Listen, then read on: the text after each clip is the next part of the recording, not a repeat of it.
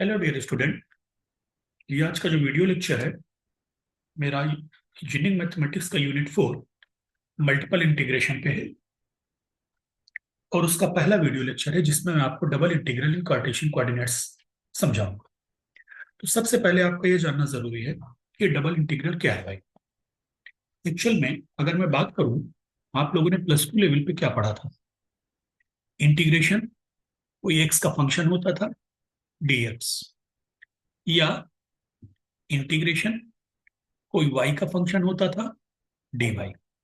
Obviously, ठीक है। तो ये सिंगल इंटीग्रल था। अब यहां पर डबल इंटीग्रल में आप क्या पढ़ोगे, ये दोनों इंटीग्रेशन मर्ज हो गए, f(x, y) dx dy। यानी आपको इसको जब सॉल्व करना है तो दो बार इंटीग्रेट करना है। ये यहां पे जो सबसे इंपॉर्टेंट चीज है वो है ऑर्डर ऑफ इंटीग्रेशन।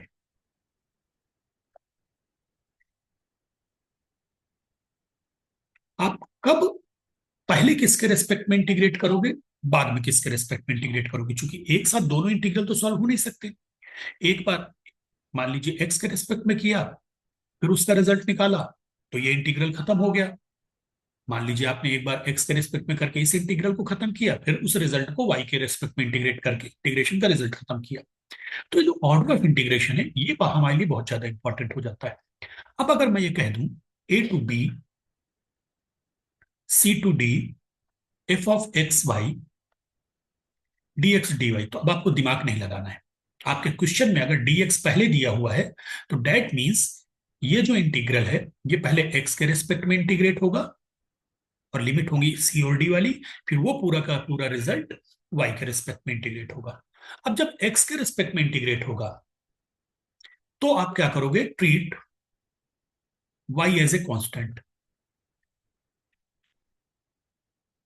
कांस्टेंट जहां जहां आपको y दिख रहा है फंक्शन में, आप उस y को एक कांस्टेंट की तरह ट्रीट करोगे। क्लियर?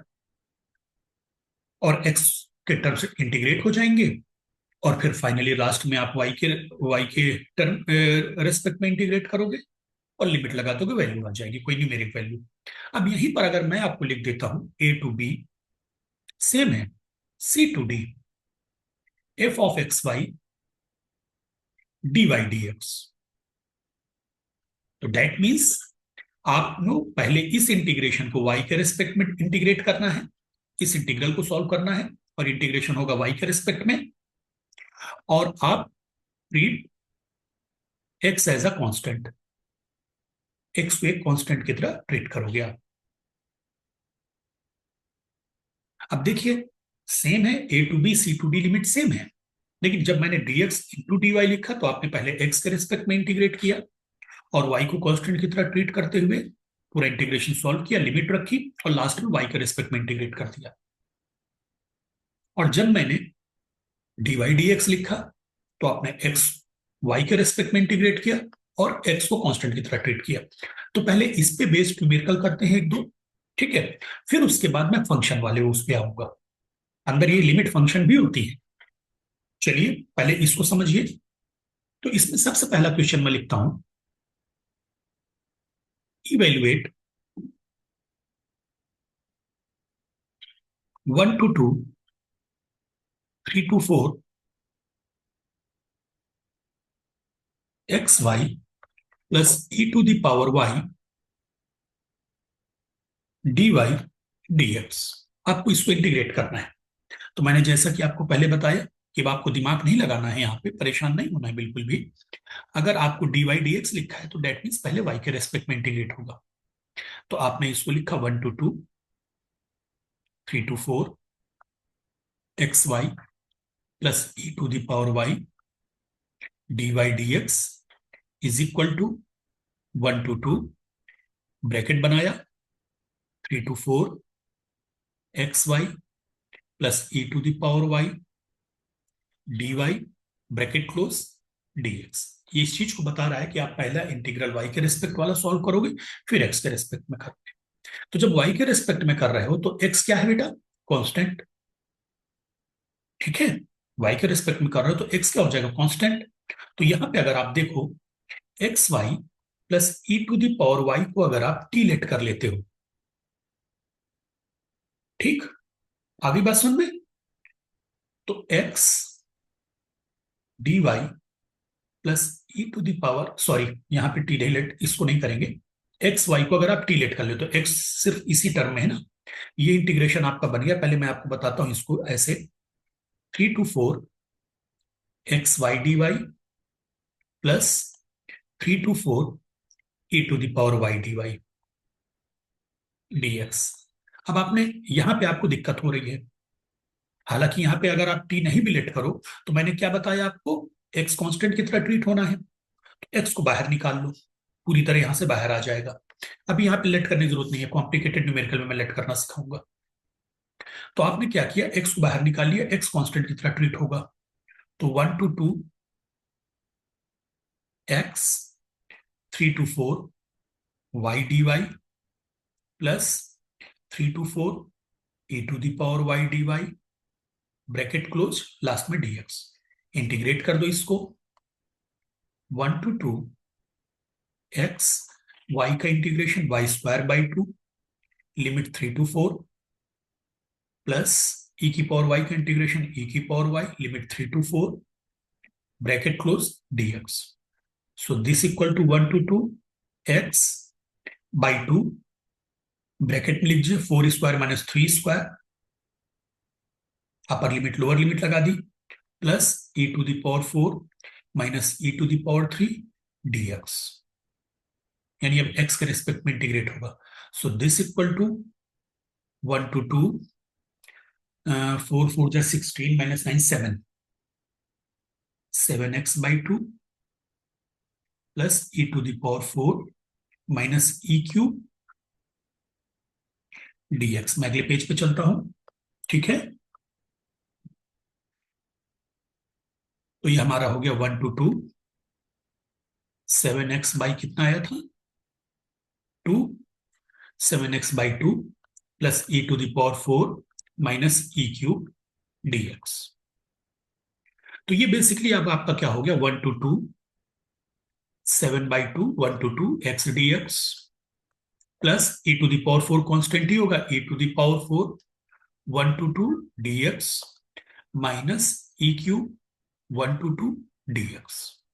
इंटीग्रेट कर दो बेटे, 7/2 X square by 2 1 to 2 plus E to the power 4 X 1 to 2 minus E cube X 1 to 2। तो ये आपका हो गया 7/4 2 square minus 1 square plus E to the power 4 2 minus 1 minus E cube 2 - 1। तो आपका रिजल्ट आ गया बेटे 21/4 plus E to the power 4 minus E cube. ठीक, आगे बात समझ में। तो अभी यहां पे मैंने डीवाई डीएक्स लिया था, अब अगला न्यूमेरिकल ले रहा हूं। अगला क्वेश्चन लिखिए आप, evaluate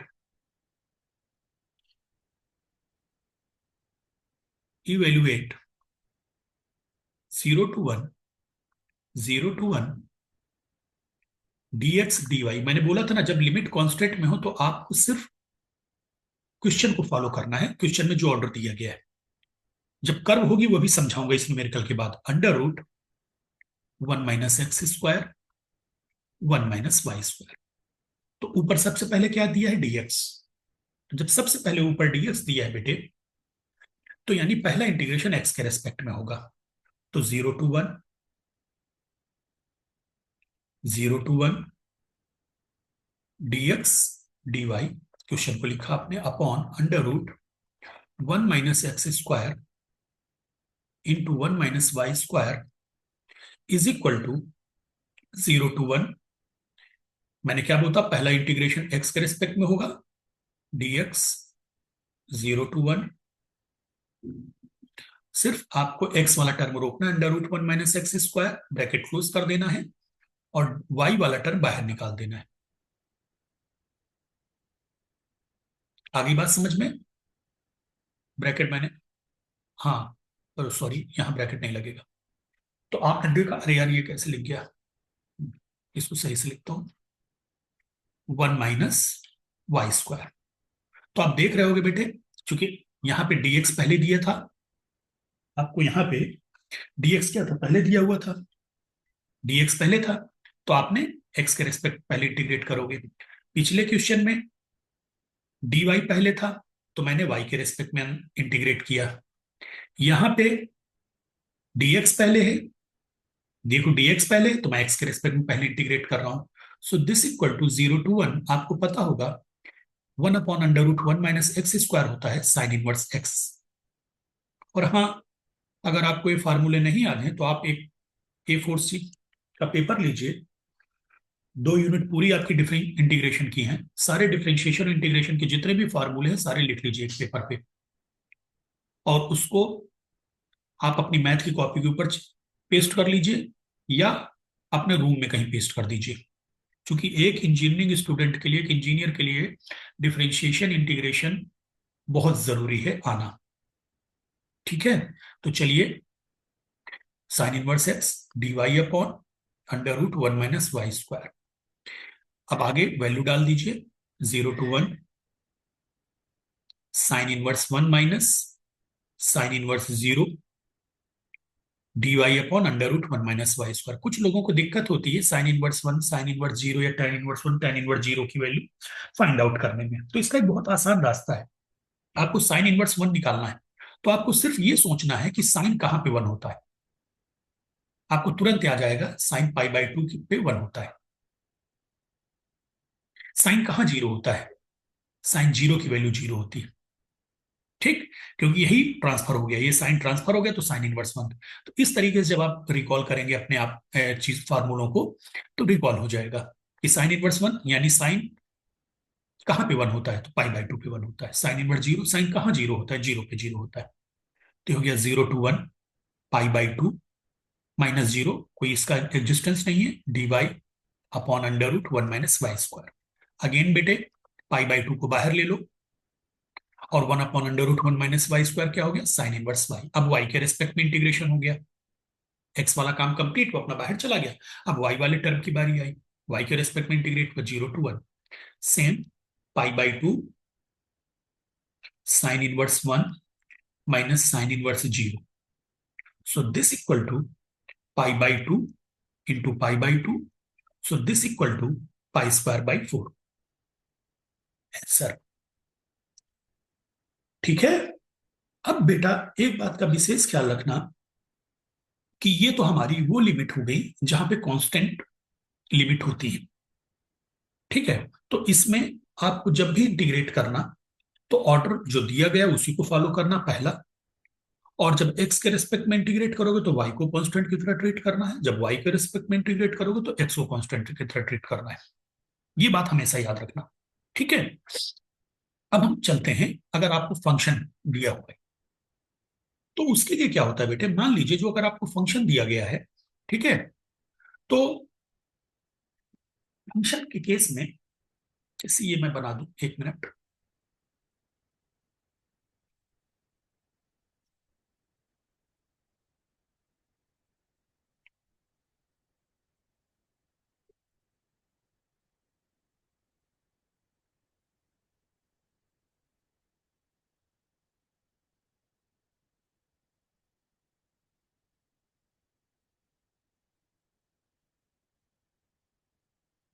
x y x y. ठीक है, अब हम क्या करेंगे इसमें, फंक्शन के केस में मान लीजिए आपकी प्रॉब्लम बनेगी कि ये कोई रीजन है,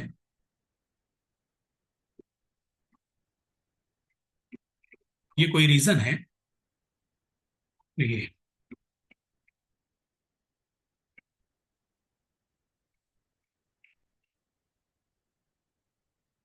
कर्व एक ही है, ये y = f(x), या तो ये है, या आप इसको ऐसे कह सकते हो x = g(y). सेम यहां पे f(1x) या x = g(1y), या ये y = f(2x), और ये, और इसको आप रिप्रेजेंट कर सकते हो x = g(2y). ठीक है, कर्व ये है आपकी। अ, अब आपको इस शेडेड रीजन में, ये जो शेडेड रीजन है,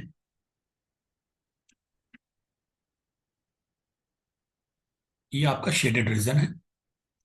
इस पूरे के पूरे शेडेड रीजन में आपको f of x y, f of x y को इंटीग्रेट करना है। आप प्रॉब्लम ऐसे समझिए कि आपको दिया गया है integrate, integrate f of x y over the region bounded by, bounded by curve y equal to f one x and y equal to f two x. ये आपकी प्रॉब्लम है कि एफ ऑफ एक्स वाई को आपको y equal to f one x और y equal to f two x से घिरे हुए रीजन में, बाउंडेड रीजन में आपको इंटीग्रेट करना है। तो आपने क्या किया, पहले प्लॉट किया। अभी मैं इसको मिटा देता हूं, ये आपको कंफ्यूज करेगा, तो इसको अभी मिटा देते हैं, ये बाद में आप समझोगे। तो आपने क्या किया बेटे, y equal to f one x और y equal to f two x graph plot किया। पहला काम आपका ये हुआ, आपने y equal to f one x और y equal to f two x graph को प्लॉट किया, ये बन गया। और इन दोनों से जो बाउंडेड रीजन है वो ये है, यहां आपको फंक्शन को इंटीग्रेट करना है। तो आपके पास सबसे पहला जो काम होगा, इस पॉइंट, पॉइंट ऑफ इंटरसेक्शन निकालने होंगे। ये दोनों पॉइंट ऑफ इंटरसेक्शन ए और बी आपको पता करना होगा। पहला काम बहुत आसान होता है, इन दोनों को इक्वेट कर दो, दोनों ही y की वैल्यू पे, y equal to f one x, Y equal to f two x, दोनों को इक्वेट कर दोगे, x की इक्वेशन बन जाएगी, x की वैल्यूज आ जाएंगी, फिर x की वैल्यूज डाल के y की वैल्यू निकाल लेना। ठीक है, तो पॉइंट ऑफ इंटरसेक्शन आ जाएंगे। जैसे ही आपके पास पॉइंट ऑफ इंटरसेक्शन आ गया, आपने रीजन ट्रेस कर लिया, रीजन ट्रेस हो गया, पॉइंट ऑफ इंटरसेक्शन मिल गए। अब आपका अगला काम क्या होता है, आपके पास दो रास्ते होते हैं। रास्ता नंबर एक, कि आपको एक एरो ड्रॉ करनी है।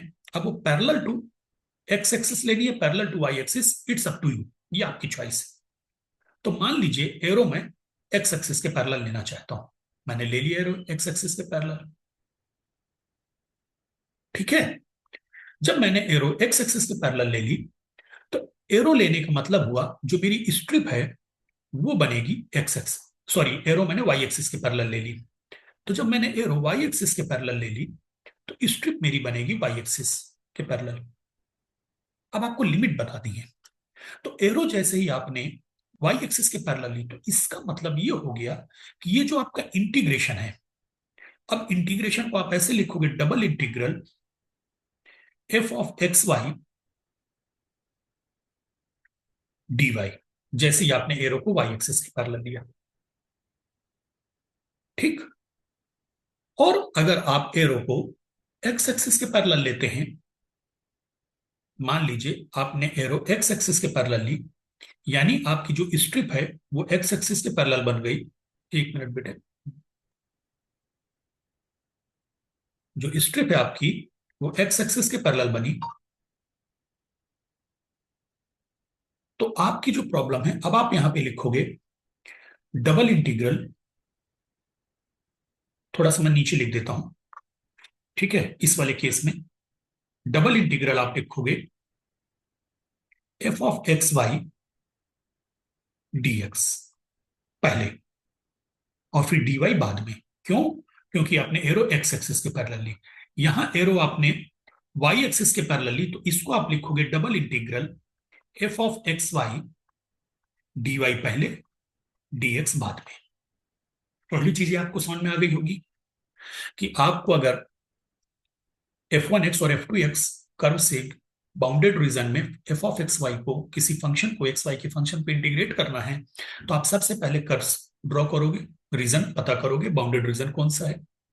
अब चॉइस आपकी है कि आप एक्स एक्सिस के पैरेलल लेते हो कि वाई एक्सिस के पैरेलल एरो लेते हो। एरो आपने एक्स वाई एक्सिस के पैरेलल ली, तो आपको लिखना पड़ेगा डी वाई पहले, पहले वाई के रेस्पेक्ट में इंटीग्रेशन होगा। एरो आपने एक्स एक्सिस के पैरेलल ली, तो पहले एक्स के रेस्पेक्ट में इंटीग्रेशन होगा। आगे बात सुन, अब लिमिट्स क्या होंगी, ये एरो आपको ये देखना है कि इस रीजन में जब आप एरो हमेशा निगेटिव से पॉजिटिव चलते हैं, अपन हमेशा निगेटिव से पॉजिटिव चलते हैं।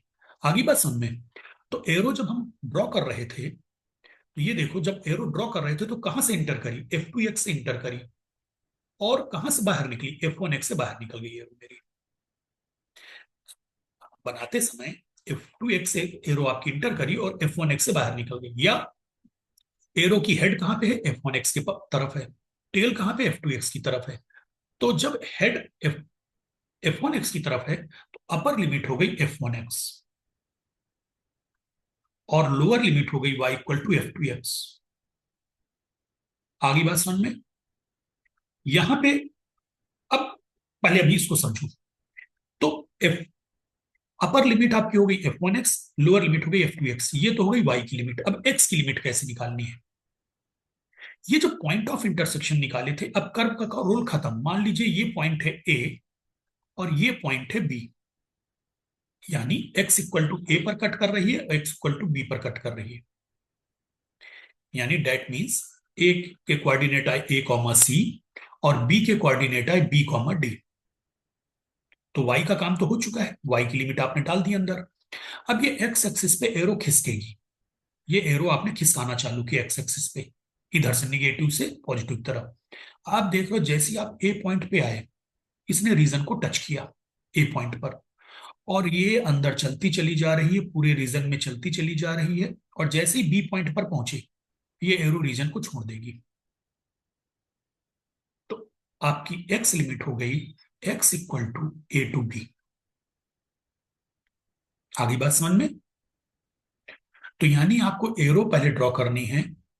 तो अंदर की लिमिट के लिए, वाई लिमिट के लिए, जब arrow y equal to F2x enter करी और F1x से बाहर निकली, या एरो की हेड F1x की तरफ है तो upper limit F1x, tell F2x की तरफ है तो लोअर लिमिट F2x।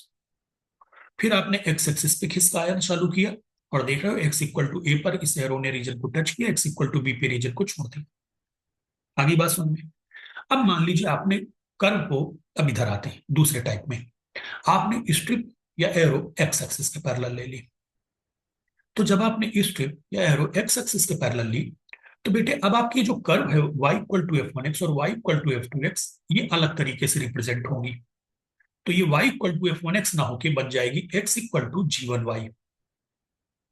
आपको पलटना होगा क्योंकि आपने स्ट्रिप एक्स एक्सिस के पैरेलल ली है, और ये वाली कर्व बन जाएगी x equal to G2y। Curve यही है, कर्व की इक्वेशन नहीं चेंज हुई, लेकिन अब आप represent x in terms of y represent करोगे दोनों ही कर्व को। ठीक, तो आपने इसके पैरेलल ली। तो अब आप यहां पे देखिए बेटे, एरो की टेल कहां पे है, एरो की टेल है G2y की तरफ। तो लोअर लिमिट हो गई x इक्वल टू G2y, और एरो की हेड कहां पे, G1y की तरफ है, तो अपर लिमिट हो गई G1y। अब ये कहां खिसकेगी, पॉइंट तो यही हमारे ए कॉमा सी, और हो गया बी कॉमा डी। अब ये जो आपकी एरो है बेटे, अब ये निगेटिव वाई की तरफ से चली और ऊपर चलती चली जा रही है। तो आपने देखा हम यहां से चलते चले आए, और ये y equal to b point पर इसने रीजन को टच किया। ये y इक्वल टू बी है, ठीक है, ये पॉइंट है बी और ये पॉइंट है सी, सॉरी डी, डी, ये पॉइंट है डी और ये पॉइंट है सी। तो हम क्या देख रहे हैं कि जब हमने इसको भाई आपने अंतर कर्व की इक्वेशन होने के बाद आपका कर्व से लेना देना नहीं, बस आपको कर्व की बाउंड्रीज देखनी है। तो आपने वाई एक्सिस पे खिसकाना चालू किया, तो वाई एक्सिस पे खिसकी तो हम देख रहे हैं y equal to d point पर इसने रीजन को टच किया, और y equal to c point पे रीजन को छोड़ दिया। तो निगेटिव पॉजिटिव जा रहे हैं, तो यानी y equal to d lower limit y की, और y equal to c y की अपर लिमिट।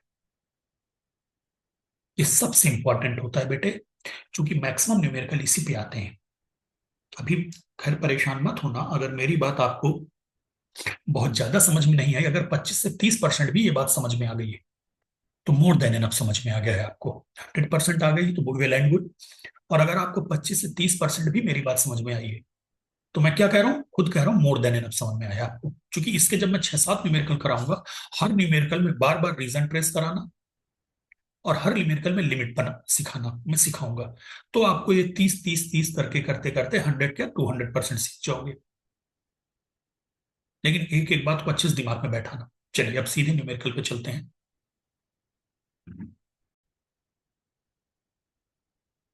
ये दो न्यूमेरिकल देखिए बेटे, पहले सबसे पहले पहले न्यूमेरिकल पे फोकस करते हैं।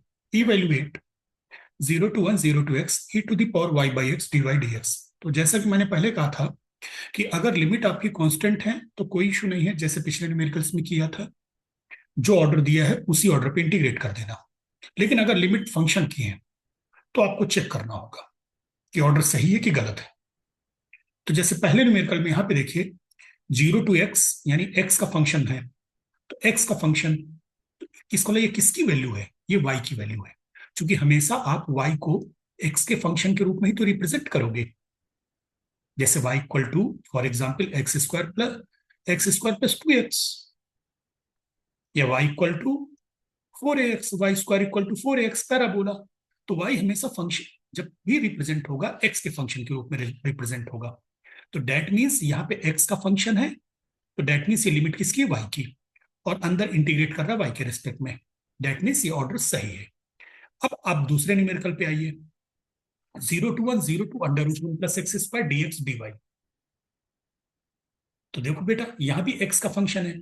तो अब ये भी डिस्कस हुआ ना, x का फंक्शन है तो दैट मीन्स ये y की लिमिट है। तो इसका ये ऑर्डर गलत दिया है, dx dy ना होकर dy dx होगा। पहले चूंकि अंदर लिमिट y की है, एज ए x का फंक्शन के रूप में है, तो अंदर लिमिट किसकी है? y की।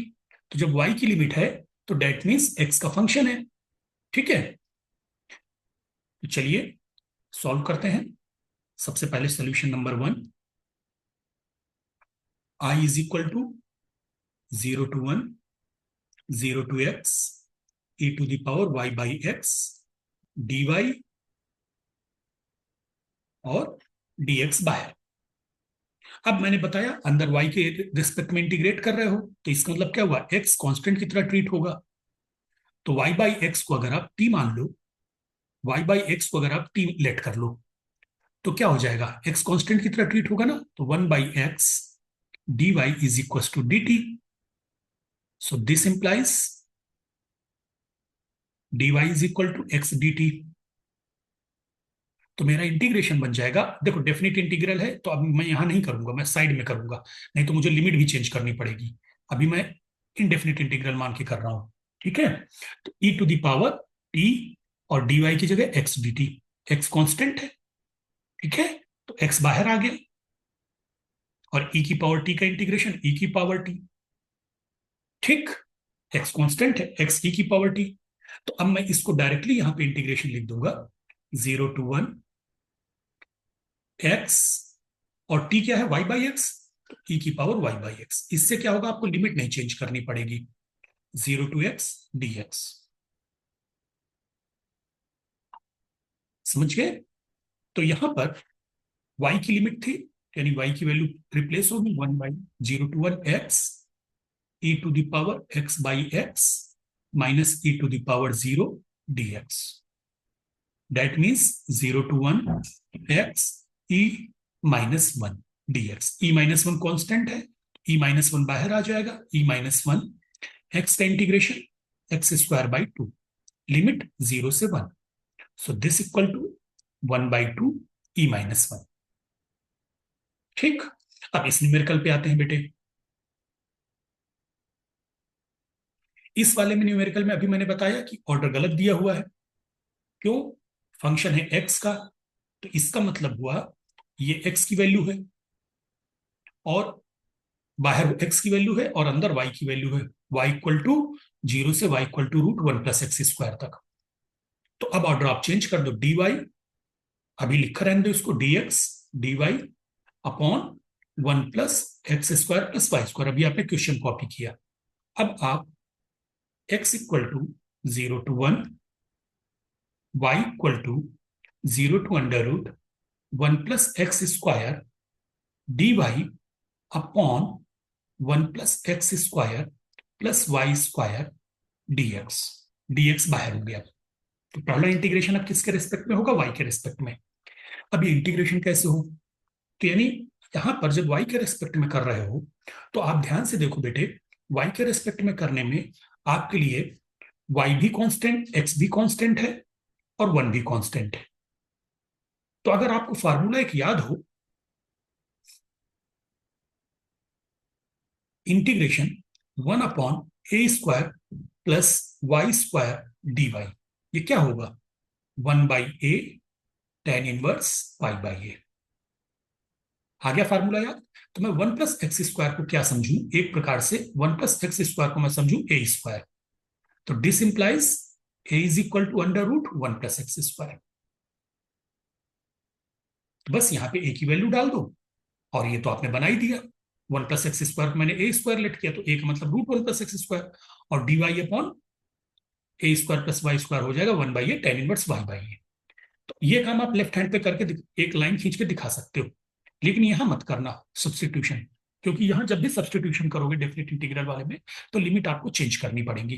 तो ये हो गया is equal to 0 to 1, 0 to, sorry अब तो मैंने यहाँ पे इंटीग्रेशन कर ही दिया है, तो मैं डायरेक्टली इंटीग्रेशन लिख दूंगा। 0 to 1, 1/a यानी 1/√1 + x² tan inverse y upon √1 + x²। और लिमिट चाहो तो आप इस तरीके से भी लिख सकते हो, y इक्वल टू 0 to, ताकि आपको याद रहेगा कि आपको सिर्फ y ही रिप्लेस करना है, dx। तो this equal to 0 to 1, 1/√1 + x² तो कांस्टेंट है, tan इनवर्स y की जगह √1 + x², अपर लिमिट डाली मैंने पहले, अपॉन √1 + x², फिर मैंने लोअर लिमिट डाली तो माइनस tan इनवर्स 0 dx। ये 1 हो जाएगा बेटे, कैंसिल हो जाएगा, और ये दोनों कैंसिल हो जाएंगे ऊपर नीचे, तो tan इनवर्स 1 बन जाएगा, equal to 0 to 1, 1/√1 + x², tan inverse 1 minus tan inverse 0 dx। tan की वैल्यू 1 कहां पे होती है? π/4 पे, और tan की वैल्यू 0 कहां पे होती है? 0 पे। तो ये बन जाएगा π/4 इंटू dx अपॉन, भाई ये देखो ये वैल्यू π/4 आ गई, और ये वैल्यू 0 आ गई, ठीक है। tan π/4 1 होता है, तो π/4 इंटू dx अपॉन √1 + x²। अब आपको फार्मूले देखो, मैंने पहले भी कहा था फार्मूले बिल्कुल टिप पे होने चाहिए। तो π/4 1/√1 + x² का जो डिफ्रेंशिएशन होता है वो होता है ln x plus √1 + x²। Limit put कर दीजिए 0 to 1, मैंने अभी बताया था ना बेटे, सारे इंटीग्रेशन डिफ्रेंशिएशन के फार्मूले आपके टिप पे होने चाहिए। π/4 अपर लिमिट रखो ln 1 + √2, लोअर लिमिट रखो माइनस ln 1, और ln 1 0 होता है, तो आपका आंसर हो गया π/4 ln 1 + √2। कोई जरूरत नहीं है कि आप कैलकुलेटर से निकालें, चाहो तो निकाल सकते हो, ठीक। अब चलिए, अब मैं आपको वो न्यूमेरिकल्स बताऊंगा जहां पे आपको रीजन के बारे में कहा जाएगा, आपको खुद आइडेंटिफाई करना है कि रीजन क्या है।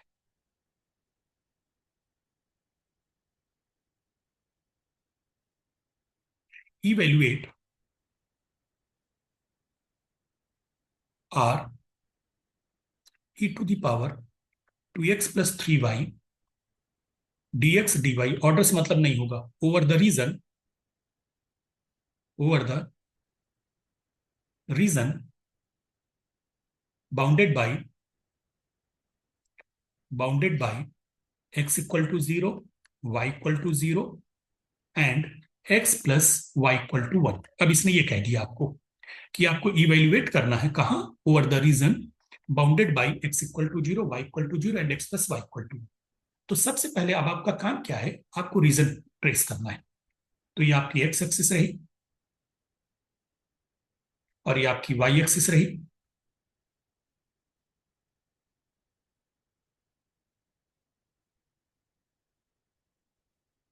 x axis, y axis, origin, bounded by, तो ये पॉइंट है कि कर्व है? 100% ये पॉइंट नहीं है, ये कर्व है। आगे बात समझ, x इक्वल टू 0 एक पॉइंट नहीं है, x इक्वल टू 0 एक कर्व है। तो x इक्वल टू 0 का क्या मतलब हुआ? ये कौन सी कर्व है x equal to 0? x equal to 0 y axis, क्योंकि पूरी की पूरी वाई एक्सिस में आपका एक्स हमेशा 0 रहता है। तो ये आपकी हो गई एक्स इक्वल टू 0, और वाई इक्वल टू 0 मतलब एक्स एक्सिस। ये रही आपकी Y equal to 0 X axis. ठीक। X plus Y equal to 1, हम लोगों को बचपन में बताया गया था छोटी क्लास में कि जब आपको कोई लाइन की इक्वेशन खींचनी होती है, ड्रॉ करनी होती लाइन, सॉरी लाइन को, लाइन की इक्वेशन से आपको लाइन को ड्रॉ करना है, तो उसके एक्स और वाई एक्सिस के साथ पॉइंट ऑफ इंटरसेक्शन निकाल दो। एक्स 0 रखोगे तो वाई की वैल्यू 1 आ जाएगी, यहाँ पे एक्स को 0 रखोगे तो वाई की वैल्यू 1, तो दैट मीन्स वाई एक्सिस को 1 पॉइंट पे काट रहा है। वाई को 0 रखोगे तो एक्स की वैल्यू 1, तो यानी एक्स एक्सिस को 1 पॉइंट पे कट कर रहा है। बस अब यहां से मिला दीजिए, तो ये हो गई x plus Y equal to 1। अब ये जो रीजन है बेटे, वो रीजन आपका ये शेडेड रीजन है, ये वाला बाउंडेड बाई। यहां पे आपको ई की पावर 2x प्लस 3y को इंटीग्रेट करना है। तो सबसे पहला काम आपका क्या है, आप क्या लिखोगे, take the strip, take the strip, नहीं सॉरी, टेक द स्ट्रिप नहीं, अभी अभी आपको लिखना है द रीजन ऑफ इंटीग्रेशन। ये हर, मतलब हर न्यूमेरिकल में आपको लिखना होगा the region of integration is shown by the shaded region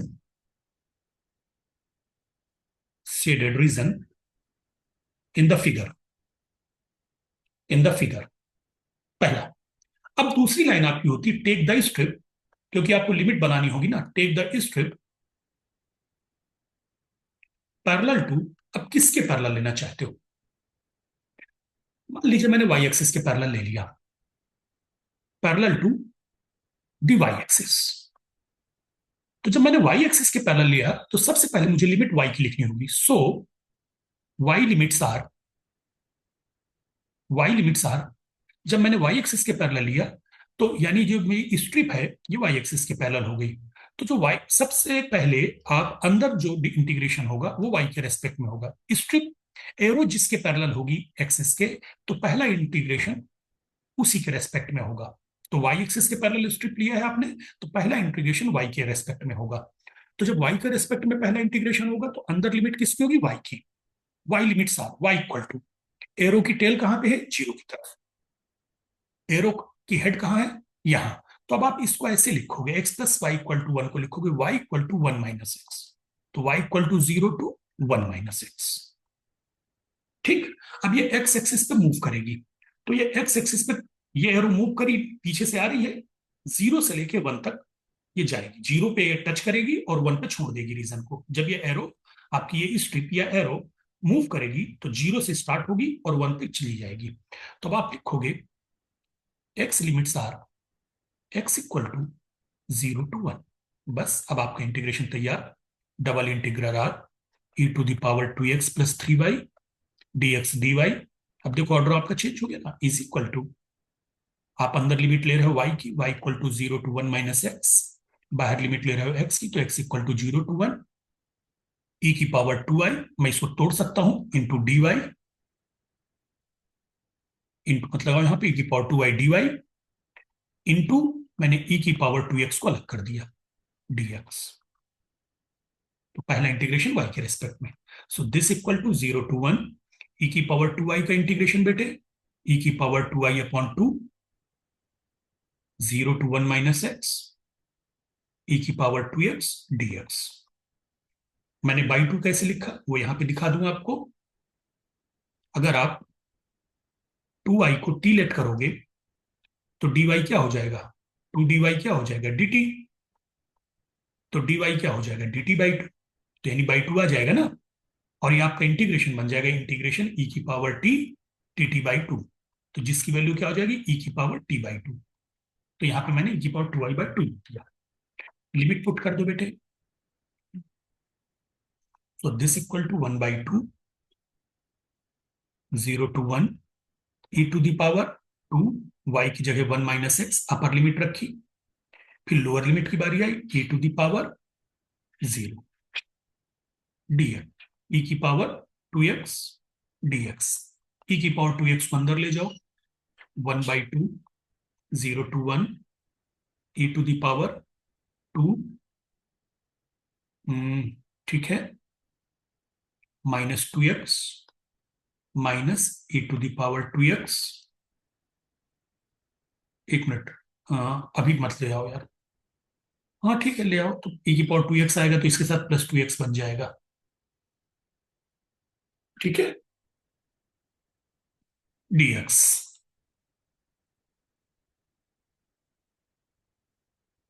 so this equal to, एक बार मुझे चेक करने दो इंटीग्रेशन वैल्यूज पुट रखी हैं कि नहीं रखी सही। हाँ बेटे, वैल्यूज थोड़ा सा गड़बड़ कर दी मैंने। कैसे? ये e की पावर 2x + 3y था ना, मैंने यहाँ पे 2x और 2y लिख दिया था। तो ये 3y, ये 3y, तो ये नीचे 3, यहाँ पे भी 3, यहाँ पे भी 3, यहाँ पे भी 3, 2 की जगह 3 बना दो, यहाँ पे भी 3। अब ठीक है, ठीक है। तो e to the power 3 -3x + 2x, चूंकि मुझे इसका आंसर याद था कि ऐसा कुछ नहीं आता है, जीरो नहीं बनता है। ठीक है, तो मुझे दिख गया, लेकिन आप लोग केयरफुल रहिएगा। तो is equal to 1/2 0 to 1 e to the power 3 - x -e to the power 2x dx। अब इसको इंटीग्रेट करना है। मैं अगले पेज पे चलता हूं। क्या बन गया था आपका इंटीग्रेशन? 1/2 नहीं होगा, फिर यहां तो 1/3 हो जाएगा ना, यहां भी 1/3 हो जाएगा बेटे। 1/3 e की पावर 3 - x -e की power 2x। 1/3 0 to 1 e to the power 3 - x -e to the power 2x dx। तो देखो, इसको इंटीग्रेट करने में कोई बहुत बड़ा इशू आपको नहीं आएगा। मैं इसको अलग अलग कर रहा हूं। 0 to 1 e to the power 3 - x dx -1/3 0 to 1 e to the power 2x dx। इसका तो तुम डायरेक्टली लिख सकते हो, -1/3 e की पावर 2x/2, अभी पीछे अपन ने किया है, dx। इसमें थोड़ी सी तुमको समस्या आएगी मान लो, तो इसका देखो इंटीग्रेशन में देख लेते हैं अपन। 0 to 1 3 - x को आप टी लेट कर लो, तो -dx क्या हो जाएगा? dt। तो इंटीग्रेशन आपका क्या हो जाएगा? e to the power t into -dt, यानी माइनस साइन आएगा, यानी -e की पावर t। तो माइनस, और t कितना है? 3 - x, e to the power 3 - x। So this equal to -1/3, minus मैंने बाहर ले लिया, e to the power 3 - 1 -e to the power 3 - 0 -1/3 0 to 1 यहाँ पे है, e to the power 2x -e to the power 0/2। तो ये हो गया बेटे -1/3 e² -e³ -1/6 e to the power 2x - 1। Simplify कर दो इसको, -e²/3 +e³/3 -e to the power 2x/6 +1/6।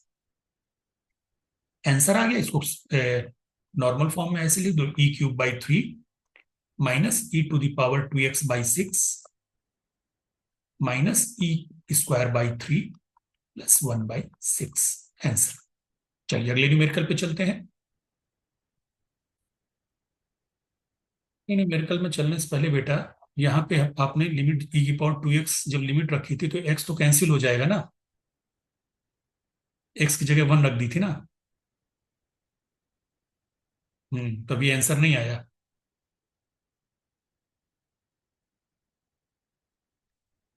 दूसरे न्यूमेरिकल तो बाद में चलेंगे यार। e²/3, तो ये बन जाएगा e³/3, और माइनस, इसको सिंप्लीफाई कर दोगे तो 3 × 2 = 6 -3e²/6 +1/6, यानी e³/3 -e²/2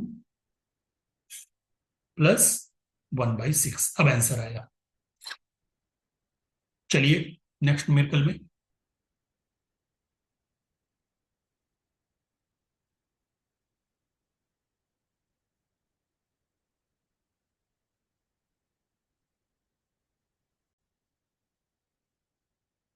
compute the value of double integral r y dx dy, where r is the region in the first quadrant bounded by the ellipse x square by a square plus y square by square equal to 1. तो that means बेटे इसमें आपको ellipse का first quadrant लेना है। तो सबसे पहले आप रीजन ट्रेस करो, रीजन ट्रेस करने के बाद ही कोई बात बनेगी। तो अब आपको क्या करना है,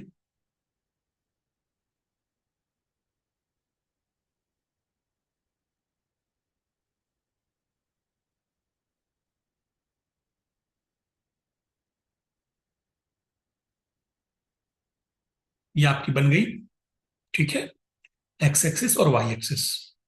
अब बारी आई आपको इलिप्स ड्रॉ करना है।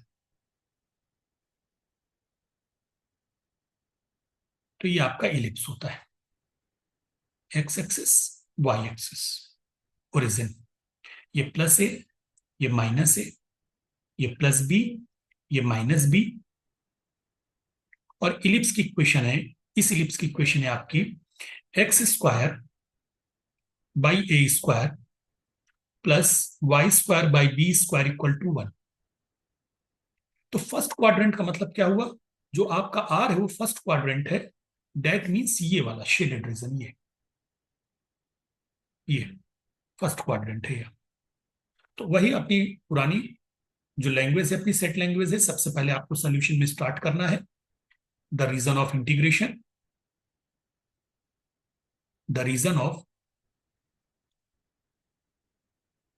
Integration is shown by the shaded region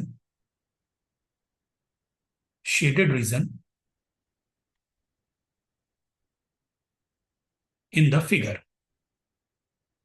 पहला, स्ट्रिप किसके पैरेलल ले रहे हो, take the strip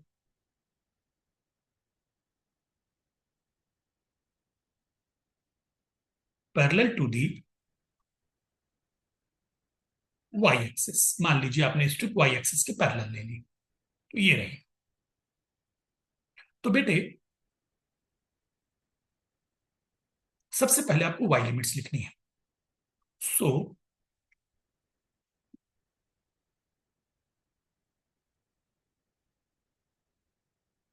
Y limits are,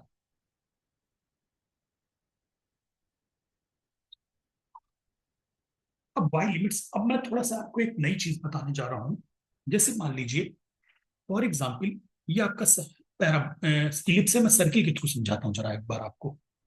मान लीजिए आपका ये सर्किल है, एक बहुत इंपॉर्टेंट बात है ये।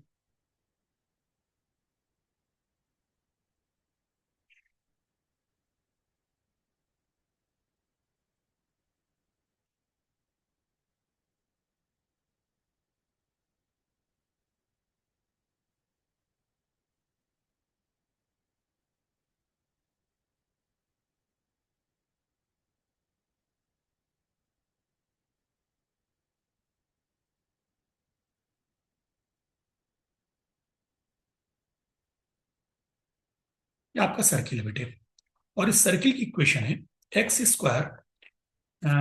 Square plus y square equal to a square. इस सर्किल की इक्वेशन है, ठीक है। तो अब आप इस सर्किल को कितने तरीके से आप इस इक्वेशन को लिख सकते हो।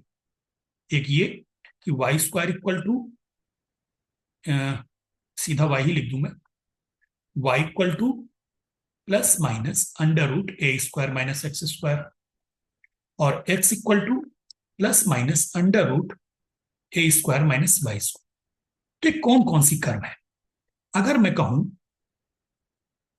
ये ऊपर वाला हिस्सा, ये वाला, तो ऊपर वाले हिस्से की अगर मैं बात करूं बेटे, तो ऊपर वाला ऑलवेज एक्स ऑलवेज पॉजिटिव। तो इस इक्वेशन, इसकी बन जाएगी equation x equal to under root a square minus y square. X always positive है ना, सॉरी, वाई ऑलवेज पॉजिटिव है, तो y is equal to under root a square minus x square. यानी चाहे इसकी बात करो पोर्शन की, चाहे इस पोर्शन की बात करो, वाई इज ऑलवेज पॉजिटिव। और अगर मैं लोअर पोर्शन की बात करूं, ये जो लोअर पोर्शन है इसमें वाई ऑलवेज निगेटिव है, तो मैं क्या कहूंगा इसको, y is equal to minus root a square minus x square. ठीक। अब मैं दोबारा दूसरा सर्किल ड्रॉ कर रहा हूं आपको।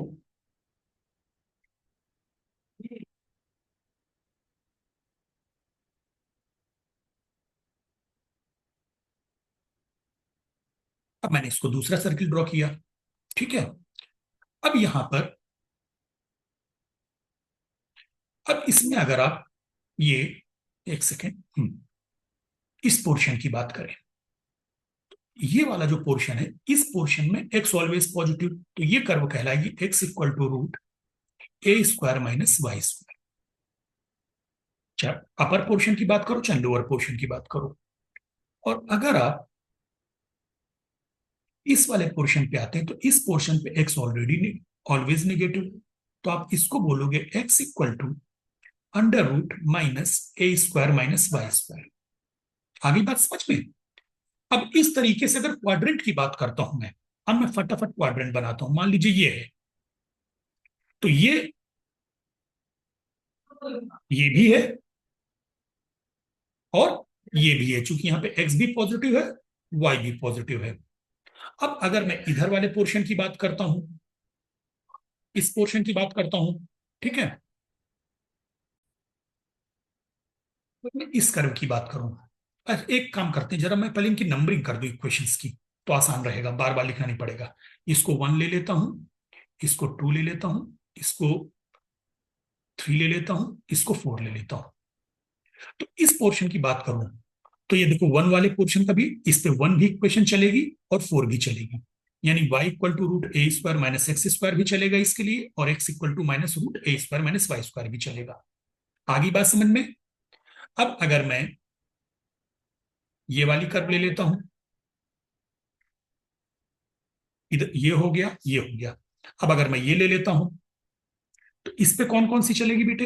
4 और 2, 2 भी चलेगी और 4 भी चलेगी। अब अगर मैं ये वाली कर्व ले लेता हूं, तो इसको देखो इधर, ये ब्लू वाला है 3 और 2, तो इस पे कौन सा चलेगा? 2 भी चलेगा, 3 भी चलेगा। आगे बात समझ में? क्लियर हो गया बच्चों? अब चलो इधर ही बना देता हूं मैं। और इस वाले पे कौन सी चलेगी? इस वाले पे चलेगी 1 और 3। एक्चुअल में है क्या, इसका कॉन्सेप्ट क्या है? अगर मैं ग्रीन वाले की बात करूं, तो ग्रीन में एक्स भी पॉजिटिव, वाई भी पॉजिटिव, तो y equal to root a square minus x square और x equal to root a square minus y square चलेगी। अब अगर मैं ऑरेंज की बात करूं, तो ऑरेंज में एक्स निगेटिव वाई पॉजिटिव, तो एक्स निगेटिव और वाई पॉजिटिव, 1 और 4 चला। अब अगर मैं ब्लू पोर्शन की बात करूं, तो ब्लू में एक्स भी निगेटिव वाई भी निगेटिव, तो वाई निगेटिव 2 एंड 4 निगेटिव, ये चला।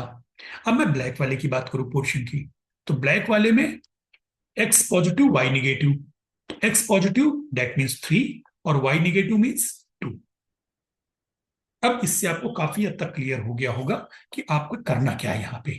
तो यहाँ पे वाई लिमिट जब लोगे, तो इस वाले को, ये जो आपका पोर्शन है, ये पोर्शन वाई पॉजिटिव है, ठीक है। तो वाई पॉजिटिव होने की वजह से आपका ये बन गया y square upon b square equal to 1 minus x square upon a square, यानी a square minus x square upon a square. तो वाई हो गया आपका plus minus b upon a under root a square minus x square. Y की value ये बनी, क्योंकि आपने इसके वाई एक्सिस के पैरेलल लिया है, तो आप इस पूरी इक्वेशन को वाई के रेस्पेक्ट में बनाओगे, वाई इक्वल टू एक्स बोलोगे, तो वाई इक्वल टू एक्स आप ऐसे बोलोगे। अब यहाँ पे वाई की इक्वेशन जो आपकी बन गई, वो क्या बन गई? Plus only b upon a under root a square minus x. तो वाई लिमिट्स आर, एरो कहां से एंटर कर रही है? Y equal to zero curve से, एक्स एक्सिस से एंटर कर रही है, क्योंकि आपका पहला क्वाड्रेंट है ना, तो सिर्फ पहले क्वाड्रेंट पे काम होना है। तो वाई इक्वल टू जीरो से एंटर कर रही है, कहां से बाहर निकल रही है? 0 टू, कहां से बाहर निकल रही है? बी अपॉन ए, इलिप्स के बाउंड्री से। तो इलिप्स की बाउंड्री से निकल रही है बाहर, तो इलिप्स की इक्वेशन ये है, b upon a under root a square minus x square, and x limits are, x की लिमिट्स क्या होंगी? X equal to 0 to, x axis पे कितना मूव करेगी ये? एक्स एक्सिस पे मूव करेगी, जीरो से चलेगी और ए पॉइंट तक जाएगी। तो एक्स लिमिट्स आपकी हो गई x equal to 0 to a। बस अब आपका इंटीग्रेशन सॉल्व होने की कंडीशन पे आ गया। डबल इंटीग्रल आर, ध्यान रखना बेटे, सबसे इंपॉर्टेंट चीज है लिमिट, रीजन बनाना और लिमिट। आप ये मान के चलिए कि अगर 7 मार्क्स का न्यूमेरिकल है तो आपके 7 मार्क्स का जो बेस है वो तो यही है, बाद में तो सिर्फ इंटीग्रेशन करना है यार। अगर यहां तुमने गलती कर दी तो 7 में 0 हो जाएंगे, और आगे गलती हुई तो थोड़े बहुत नंबर कटेंगे। इसी वजह से मैं हर एक डिफरेंट टाइप के न्यूमेरिकल लेके आपको डिफरेंट हर तरीके से समझाने का प्रयास कर रहा हूँ, अलग अलग बातें बता बता के, ताकि आपको कोई भी चीज समझ में आए, अच्छे से आए। तो एक्स लिमिट हो गई 0 to a, चूंकि आपने स्ट्रिप वाई एक्सिस के पैरेलल ली है, तो अंदर y की लिमिट होगी y equal to 0 to b - a under root a square minus x square y D y और dx बाहर। सो दिस इक्वल टू, अगले पेज पे चलते हैं। So this equal to 0 to a, y का integration y² by 2 limit put कर दीजिए, y equal to 0 से b upon a root a square minus x square dx।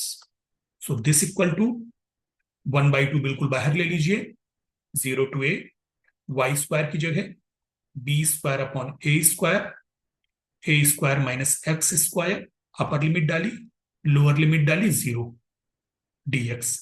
B upon ए भी constant है बेटे, बी स्क्वायर, तो b square upon 2a square. अब अंदर बचा 0 to a square minus x square dx। अब ये इजिली इंटीग्रेट कर सकते हो तुम इसको। So this equals to b square upon 2a square, a square constant है, वन का integration a x minus x³ by 3, limit हो गई 0 to a। So this equals to b square upon 2a square a square into a minus a³ by 3 equal to 2a³ by 3 into b square upon 2a square. So this equals to e square upon 3 b square A upon 3। Answer check कर लेने दो मुझे। हाँ, B square ए upon 3 answer. अब चलिए एक last numerical ले रहा हूं, वो और थोड़ा सा कॉम्प्लिकेटेड है, उसमें स्ट्रिप के बारे में मैं समझाऊंगा कैसे करना है।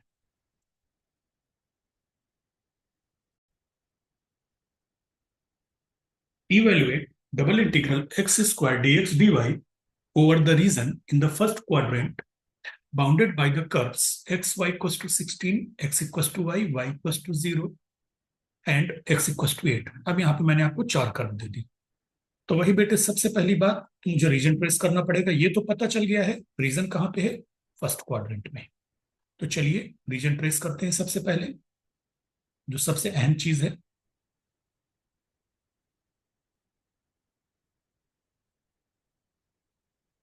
ये है आपकी एक्स एक्सिस और ये आपकी वाई एक्सिस। एक्स एक्सिस और ये हो गई आपकी y axis. X Y equal to 16, तो x equal to y equal to 0, x equal to 8। तो मुझे इतना पता है कि वाई इक्वल टू 0 का मतलब हो गया एक्स एक्सिस, ये हो गई आपकी वाई इक्वल टू 0। ठीक है, और एक्स इक्वल टू 8, ये मान लीजिए अगर पॉइंट 8 है, ये पॉइंट यहाँ पे 8 पॉइंट है, तो ये x इक्वल टू 8 आपकी बन जाएगी ये डॉटेड लाइन से। अभी डॉटेड लाइन बना देते हैं, बाद में जब देखेंगे बाउंडेड रीजन को डॉटेड हटा देंगे। ये हो गई आपकी x इक्वल टू 8। ठीक, x इक्वल टू 8 आपने कौन कौन सी बना दी, y equal to 0, x equal to 8, x equal to y। तो x इक्वल टू y का मतलब कौन सी लाइन आपकी हुई, ये आपको पता है ओरिजिन से जाती है 45 डिग्री एंगल पे।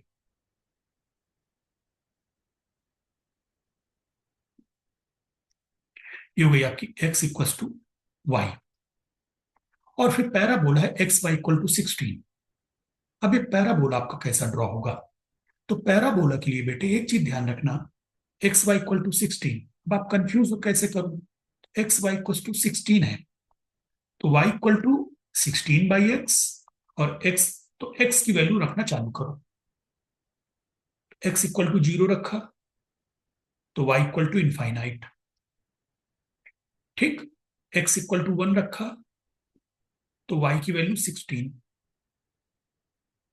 x इक्वल टू 2 रखा तो y की वैल्यू, x इक्वल टू 2 रखा तो y की, थोड़ा सा यहाँ पे ऐसा क्लियरली बता दूं, एक सेकेंड। ये है आपका x, 0 रखा, और ये है y, तो y हो गया इनफाइनाइट। x1 रखा तो y 16, x2 रखा तो y 8, x4 रखा तो y 4। अब देख रहे हो आप घटता चला जा रहा है। x16 रखा तो y 1, और ऐसे ही x इनफाइनाइट रखोगे तो y 0। तो यानी ये इन्फिनिटी से चलेगा, इन्फिनिटी से चलेगा और जीरो की तरफ जाएगा।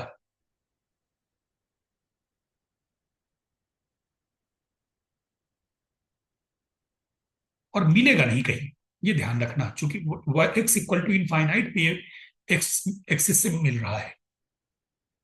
तो ये आपकी कर्व हो गई एक्स वाई इक्वल टू 16। ये सबसे अच्छा तरीका होता है जब आपको हाइपर बोला है, हालांकि हाइपर बोला है जिसको पता है वो तो तुरंत ड्रॉ कर देगा, ठीक है।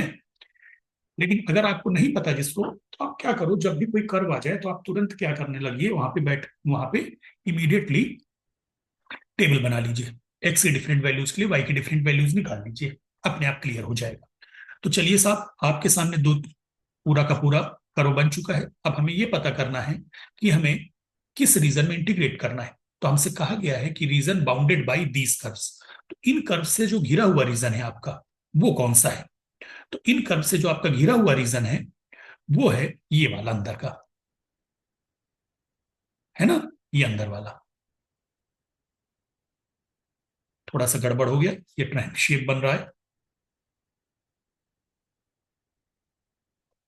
ये वाला, ये आपका, ये रीजन,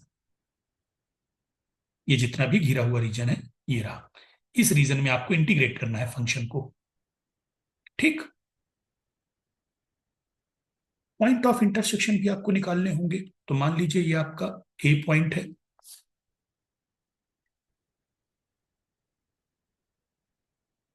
ये आपका ए पॉइंट है, ये आपका बी पॉइंट है, बाकी और तो कहीं इंटरसेक्ट कर ही नहीं रहा। तो ये आपका पॉइंट ऑफ इंटरसेक्शन भी आपको पता करना है। और हाँ बेटे, एक मिनट रुक जाओ, ये जितने भी डॉटेड है अब ये डार्क हो जाएंगे, बाउंड्रीज है ना ये।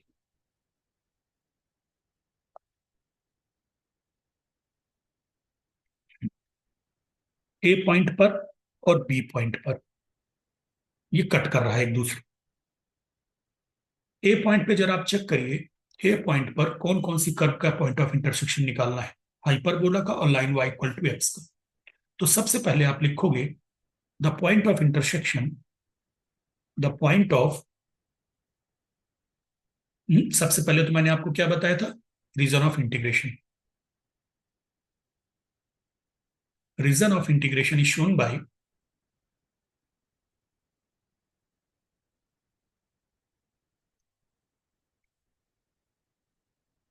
shown by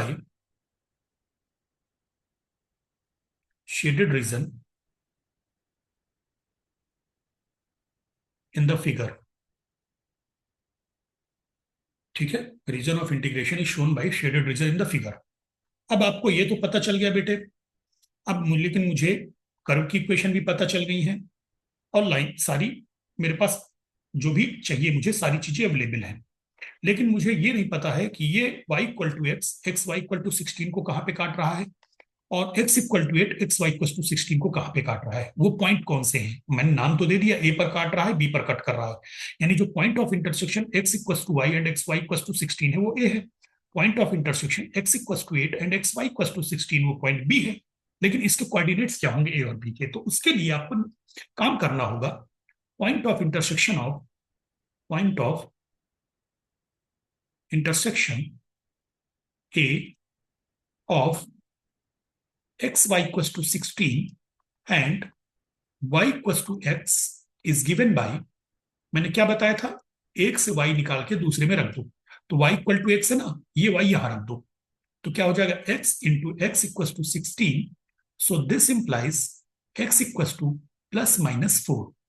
लेकिन कोई जरूरत नहीं है -4 की, चूंकि आपको फर्स्ट क्वाड्रेंट में कहा गया, तो डेट मीन्स ए के कोऑर्डिनेट्स हो गए 4 कॉमा एक्स इक्वल टू क्या है y, 4 comma 4, so y equal to x implies y equal to plus minus 4, तो यानी ये पॉइंट है 4 और ये भी पॉइंट है यहाँ पे 4। चलिए अब मुझे पॉइंट ऑफ इंटरसेक्शन किसका निकालना है, x इक्वल टू 8 का और एक्स वाई इक्वल टू 16 का। अब आप फिर से लिखिए, point of intersection of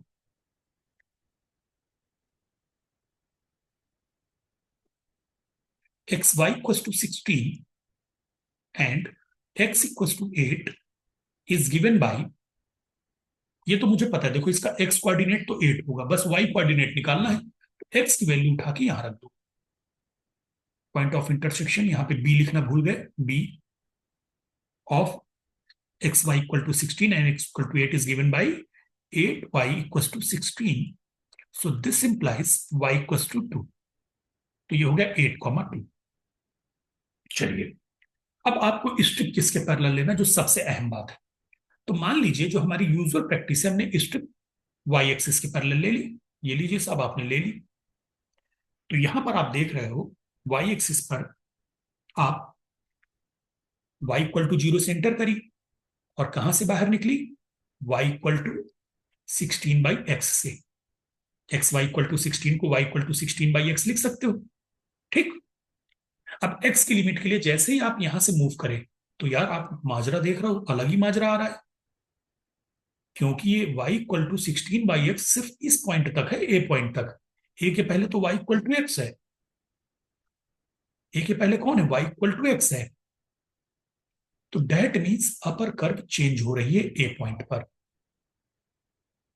upper curve क्या हो रही है, चेंज हो रही है ए पॉइंट पर। तो इस वजह से आप रीजन को दो पार्ट में डिवाइड कर दोगे, ये पॉइंट है 4, थोड़ा सा यहां लिख देता हूं 4। तो रीजन को आप दो पार्ट पे डिवाइड कर दोगे, ये हो जाएगा R1 और ये हो जाएगा आपका R2, ठीक। तो अब आप लिखोगे, नाउ टेक द स्ट्रिप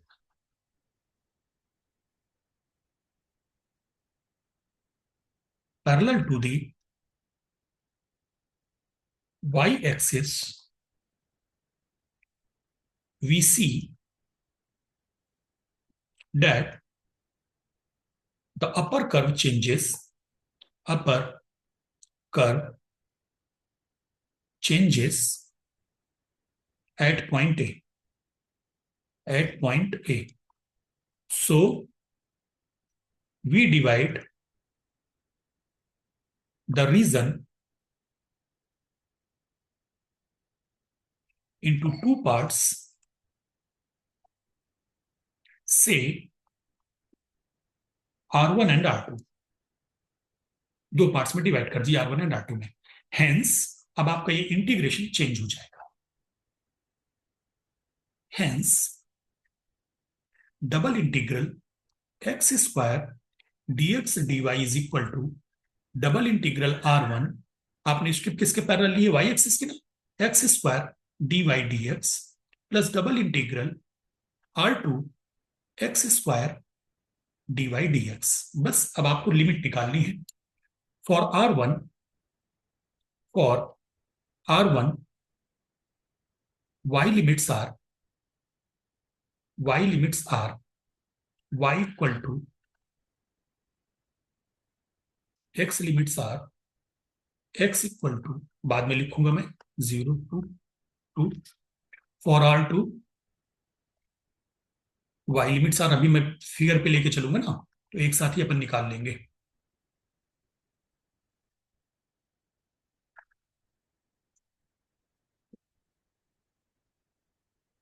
ठीक है, अब यहां पे देखो बेटा, चलो R1 पे एरो कहां से इंटर कर रही है, या एरो की टेल किधर है बेटा, y इक्वल टू 0 पर। और कहां से बाहर निकल रही है, y इक्वल टू एक्स पर। तो y लिमिट हो गई 0 to x। चलिए सबसे पहले लिखिए 0 to x। अब x लिमिट के लिए कहां से कहां तक मूव करेगी, 0 पॉइंट से चलेगी और 4 पॉइंट तक आएगी। ये देखो, 0 से चली और 4 पॉइंट तक आई, बस R1 आपका यहीं तक है। तो 0 से 4, तो x लिमिट आपकी क्या हो गई, 0 to 4। चलिए अब R2 के लिए चलते हैं। R2 के लिए आप देखिए, ये एरो कहां से इंटर कर रही है, y इक्वल टू 0 से। कहां से बाहर निकल रही है, y इक्वल टू 16/x से। तो आप लिखिए 0 to 16/x। यहां पे 0 लिखना भूल गया। चलिए अब x लिमिट की बारी आई। तो x लिमिट में ये सिर्फ R2 रीजन की बात कर रहा हूं, तो x इक्वल टू 4 से आगे बढ़ेगी, 4 पे टच करेगी R2 को। ये एरो आपकी, ये स्ट्रिप x इक्वल टू 4 पे टच करेगी और x इक्वल टू 8 पे छोड़ देगी। तो x लिमिट क्या हो गई, 4 to 8। 4 to 8 बस हो गया काम। So by one double integral x square dx dy is equal to R1 की लिमिट डालिए पहले, x equal to 0 to 4, y equal to 0 to x। चूंकि अंदर इंटीग्रेशन किसके रेस्पेक्ट में, y के रेस्पेक्ट में, तो एक्स स्क्वायर तो कांस्टेंट ही लिखा रहने दो। dy चाहो तो आप हटा सकते हो। जब अगर आपको पता है कि एक्स स्क्वायर कांस्टेंट की तरह ट्रीट होना है, तो dy into x square dx plus y equal to 0 to 16/x, x equal to 4 to 8 dy into x square dx। बस अब आपको इंटीग्रेशन का काम करना है। इंटीग्रेशन किया आपने, 0 to 4 y 0 to x x square dx plus 4 to 8 y 0 to 16/x x square dx 0 to 4 x cube. यहाँ पे लिमिट रखोगे 0 से x, तो यहाँ पे x आ जाएगा, तो x into x square x cube dx plus 4 to 8 16/x into x square dx। मैं यही सॉल्व किए दे रहा हूँ बेटे अगले। चलो अब यह जगह है यहाँ पे, इक्वल टू एक्स क्यूब का इंटीग्रेशन x⁴/4 0 to 4 प्लस यहां से कट कैंसिल हो जाएगा, तो 16x बचेगा प्लस 16 x² 16 मैंने बाहर ले लिया, 4 to 8। लिमिट डाल दो बेटे। अब आपको लिमिट डालना है, लिमिट डाल के आप सॉल्व कर देना। सॉल्व करने पे आंसर आएगा 448। ठीक है, इतना काम तो आप कर ही लोगे। लिमिट पुट कर देना, लिमिट पुट करके आंसर आ जाएगा। अभी आप, अब आपके दिमाग में ये चल रहा होगा कि हर बार यार हर जगह वाई एक्सिस के पैरेलल स्ट्रिप ले रहे थे, एक्स एक्सिस के पैरेलल एक भी स्ट्रिप नहीं ली। अब मैं एक मजबूरी होगी कि आपको एक्स एक्सिस के पैरेलल ही लेनी पड़ेगी स्ट्रिप। अगला न्यूमेरिकल, अब आप इस न्यूमेरिकल को देखिए। Evaluate double integral S. देखो इंटीग्रेशन के नीचे जो सिंबल बना होता है ना, इसका ना वो रीजन के बाद, रीजन का नाम है। यानी ये जिस रीजन में इसको इंटीग्रेट करना है उस रीजन का नाम एस है। ठीक है, evaluate double integral √xy - y² dx dy where s is a triangle with vertices 0 0 10 1 1 1। तो इसमें क्या किया, इसने आपको एक ट्राइंगल की वर्टिसेस दे दी। ठीक है, उस ट्राइंगल की वर्टिसेस दे दी। अब आपको कह रहा है कि आपको जो इंटीग्रेशन, रीजन ऑफ इंटीग्रेशन है वो ये ट्राइंगल है। तो चलिए सबसे पहले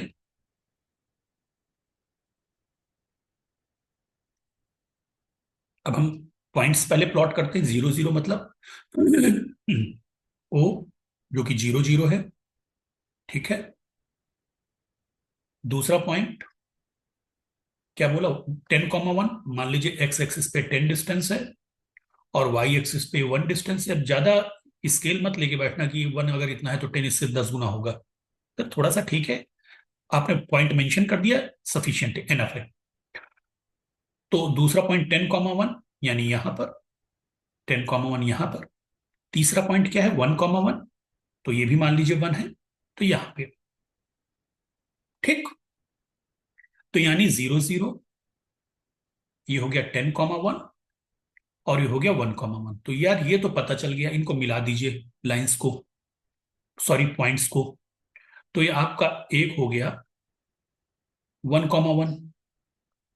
फिर आपका चला 0,0 से 10,1 को में मिला दीजिए, ठीक। फिर अब आपको 1,1 को 10,1 से मिला दीजिए, ये अभी आपका ट्रायंगल बन गया। तो यहां पे तो बहुत ज्यादा टेंशन नहीं है इस वाले पॉइंट 0,0 और 1,1 से पास होने वाली लाइन की इक्वेशन क्या होती है, y इक्वल टू एक्स। ये तो बहुत क्लियर है, इसको आपको निकालने की जरूरत नहीं है। और ये बिल्कुल स्ट्रेट है, ये y equal to 1 line constant है, देखो y की वैल्यू यहाँ 1 यहाँ पे 1। बस अब आपको 0,0 और 10,1 की इक्वेशन पता करनी है बस, ठीक है। तो आप लिख दीजिए, सबसे पहला काम आपका होगा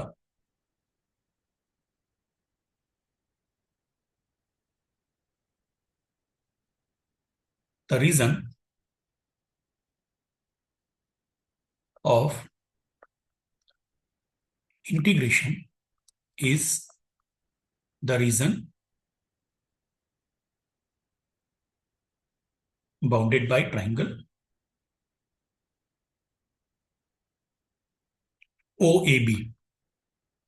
तो आपने 0,0, 1,1 से पास होने वाली लाइन की इक्वेशन तो आपको पता ही, y इक्वल टू एक्स। अब आप और ये भी पता है y equal to 1 constant line. बस आपके लिए 0,0, 10,1 से निकलने वाली लाइन। तो आप लिख दीजिए equation of line O B is given by क्या होती है equation, y minus y one, ये x1 y1 है, ये x2 y2 है, ठीक है। ओ है x1 y1 और बी है x2 y2। तो y minus y one equal to y2 minus y1 upon x2 minus x1 into x minus x। तो this implies y equal to x/10। इस इक्वेशन की लाइन, ये लाइन हो गई y equal to x/10। Value रख के satisfy कर लो, y x0 तो y0 और x10 तो y1, बिल्कुल सही। अब आपको जो स्ट्रिप लेनी है, तो अब मैं यहां पे डायरेक्टली नहीं लिख रहा हूं। अगर मान लीजिए आप y एक्सिस के पैरेलल स्ट्रिप ले लेते हैं, मान लीजिए जैसा कि हमारी यूजुअल प्रैक्टिस है, तो आप ध्यान से देखो बेटे, ए पॉइंट पर अगेन कर्व चेंज हो रहा है। 0 से ए तक upper curve y equal to x है और ए से बी तक upper curve y equal to 1 है। लेकिन यहीं पर इस प्रॉब्लम में, इस केस में, अगर आप स्ट्रिप एक्स एक्सिस के पैरेलल ले लेते हैं, तो आप ध्यान से देखिए, ओ से लेकर पूरे रीजन को कवर करने के लिए, जो पूरा रीजन है, इस पूरे रीजन को कवर करने के लिए upper curve y equal to x/10 ही रहेगी, ये देखिए, और lower curve y equal to x ही रहेगी। तो यहां पर अब आप स्ट्रिप एक्स एक्सिस के पैरेलल ले लीजिए। ये बात मेरी समझ में आ गई कि नहीं आ गई, कि अब आप स्ट्रिप जो लेंगे वो एक्स एक्सिस के पैरेलल लेंगे। क्यों? क्योंकि अगर वाई एक्सिस के पैरेलल लोगे तो ए पॉइंट पर अपर कर्व चेंज हो रही है। ओ से लेकर ए तक upper curve y equal to x है और ए से बी तक upper curve y equal to 1 है। इस वजह से आप स्ट्रिप एक्स एक्सिस के पैरेलल लोगे। तो आप लिखोगे, now take the strip now take the strip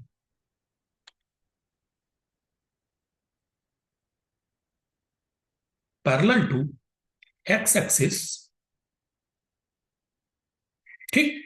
so अब अंदर किसकी लिमिट होगी, एक्स की, क्योंकि एक्स एक्सिस के पल्ली, एक्स लिमिट्स आर, ये जो एरो है ये कहां से इंटर कर रही थी जब आपने ड्रॉ किया, ये इसकी टेल कहां पे है, y इक्वल टू एक्स। तो अब इसको उल्टा बोलोगे, x इक्वल टू वाई। तो x limits are x equal to y to y equal to x/10 को आप क्या बोलोगे, x इक्वल टू 10y, क्योंकि जो x की लिमिट होगी तो x इक्वल टू बोलना होगा आपको। And y limits are y equal to, origin से चली और y इक्वल टू 1 पे रीजन को छोड़ दिया। ओरिजिन पे टच किया इसने, एरो ने, रीजन को, और y इक्वल टू 1 पे रीजन को छोड़ दिया। तो y इक्वल टू 0 to 1। बस अब आपका कर्व की इक्वेशन आ गई और लिमिट्स आ गई। अब अगला काम आपका बचा इसको इंटीग्रेट करना। Hence double integral S under root x y minus y square dx dy is equal to, अंदर x की लिमिट थी ना, x equal to y to 10y, और बाहर y की लिमिट थी तो y equal to 0 to 1 under root x y minus y square dx as it is, ये बिल्कुल सही था, ऑर्डर ऑफ इंटीग्रेशन dy। अब आपको इसको x के रेस्पेक्ट में इंटीग्रेट करना है, तो y कांस्टेंट की तरह ट्रीट होगा। जब आप x के रेस्पेक्ट में कर रहे हो तो y कांस्टेंट की तरह ट्रीट होगा। तो अब ये कैसे करोगे, दिखाता हूं। अंडर रूट के अंदर है तो थोड़ा आपको दिक्कत आ सकती है, तो मैं दिखा देता हूं। X y minus y square को आप टी लेट कर लो, तो क्या x के रेस्पेक्ट में इंटीग्रेशन है तो y कांस्टेंट की तरह ट्रीट होना है। सो दिस इंप्लाइज y dx, अब डिफरेंशिएट करोगे तो y इंटू एक्स है तो y dx, और y स्क्वायर का डिफरेंशिएशन जीरो क्योंकि y कांस्टेंट है, is equal to dt। So this implies dx equal to dt by y। अब इंटीग्रेशन कर दो, t to the power 1/2 into dt upon y is equal to, ये बन गया t to the power 3/2 into 2/3 y, y constant. अब यहां पे यही इंटीग्रेशन लिख दो, बट t की जगह आपको क्या लिखना है, x y minus y square. So integration y equal to 0 to 1 to x y minus y square to the power 3/2 upon 3y, और लिमिट हो गई आपकी x की। ये जरूर लिखा करो, नहीं पता चला x और y दोनों होते हैं ना तो आपसे दिक्कत गलती हो जाए, dy। अब x की जगह 0, अपर लिमिट 10y और lower limit 0। So this equal to 2/3, एकदम बाहर ले लो, 0 से 1, 1/y, ये भी कांस्टेंट है, x की जगह 10y into y minus y square की पावर 3/2 माइनस एक्स की जगह 0, 0 माइनस वाई स्क्वायर की पावर 3/2 क्लोज। एक्स की जगह अपर लिमिट और लोअर लिमिट रख दी, आराम से कैलकुलेट करिए। तो 2/3, 0 टू 1, 1/y, ये हो गया 10y square minus y square, 9y square to the power 3/2। Y, एक minute, x equal to y था ना ये बेटे, ओहो ये वाई था लोअर लिमिट, तो y square minus y square, ये लोअर लिमिट बेटे मिस्टेक कर गया, ये एक्स इक्वल टू वाई थी ना लोअर लिमिट, तो y minus y square minus y square ये खत्म हो जाएगा जब आप लोअर लिमिट रखोगे, तो एक्स की जगह वाई स्क्वायर, ठीक है, डी वाई।